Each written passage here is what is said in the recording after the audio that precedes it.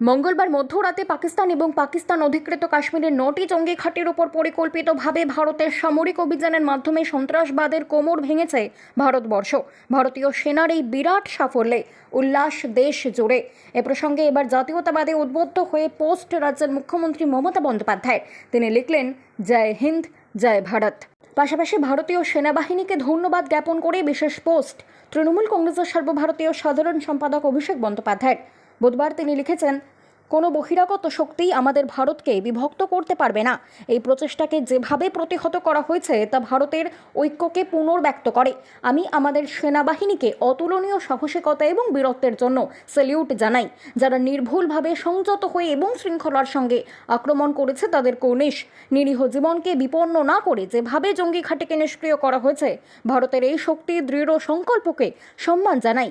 সেই সঙ্গে এদিন নাম না করে পাকিস্তানকেই নিশানা করেছেন অভিষেক। তার কথায়, শুধু জঙ্গিদের ধ্বংস করলেই হবে না, সন্ত্রাসবাদের বীজ যারা বপন করেন তাদেরও শেষ করতে হবে। অভিষেক লেখেন, একটি বিষয়ে স্পষ্ট থাকতে হবে, কেবল একটি উন্মত্ত কুকুরকে হত্যা করলে এই হুমকি থামবে না।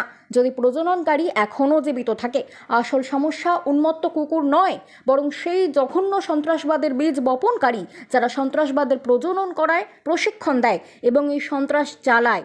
স্থায়ী শান্তি এবং নিরাপত্তা সুনিশ্চিত করার জন্য বিশ্বকে একসঙ্গে উঠে দাঁড়াতে হবে। এই সন্ত্রাসবাদের জন্ম, প্রশিক্ষণ এবং ছড়ানোর উৎসকে ধ্বংস করতে হবে। এখনই সময় এসেছে উপসর্গের চিকিৎসা বন্ধ করে সরাসরি এই রোগের বিরুদ্ধে একত্রে লড়াই করার। বাংলা খবর, আপনার রাজনীতি, আপনার আওয়াজ।